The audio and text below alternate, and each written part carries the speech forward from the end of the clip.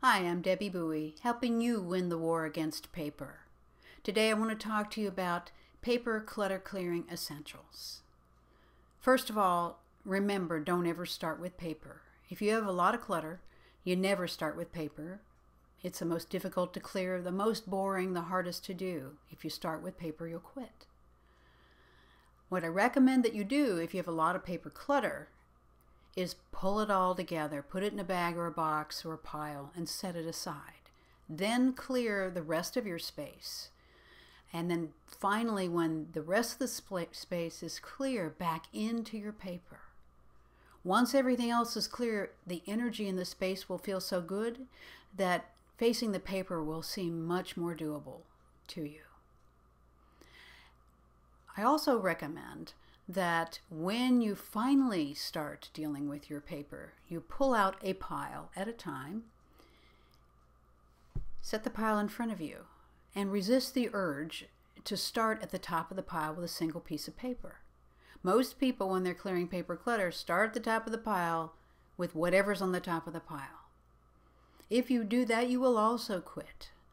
A way to make paper clutter clearing happen quickly, and that's what you need to stay engaged, is to pull out the big chunks of paper from that stack. Look for file folders, or magazines, or newsletters, or thick stacks of paper stapled together. Pull out those big chunks, make decisions about them, and then move on. Working your way from the biggest chunks of paper down to the smaller chunks and finally to individual pieces of paper. If you do paper like that, you'll get the results the fastest and keep yourself encouraged throughout the process. It's really a psychological process you're doing to keep yourself engaged because it is so boring and not fun to do. And the other thing, remember, when you're making decisions about what to keep and what to get rid of, if the only two categories of things to keep are papers that have some sentimental value or papers that you will use somehow. Usually that means you'll refer to. You'll need to go back to them for some reason. You'll need them for reference or proof that you took an action. So when you're working on your paper, clear, clear, clear. Saving only sentimental papers and papers that you'll use. Now, what I recommend that you do to figure out which papers you use is think about it. When you're holding an insurance paper, it's like, when was the last time I had to go back and retrieve something like this?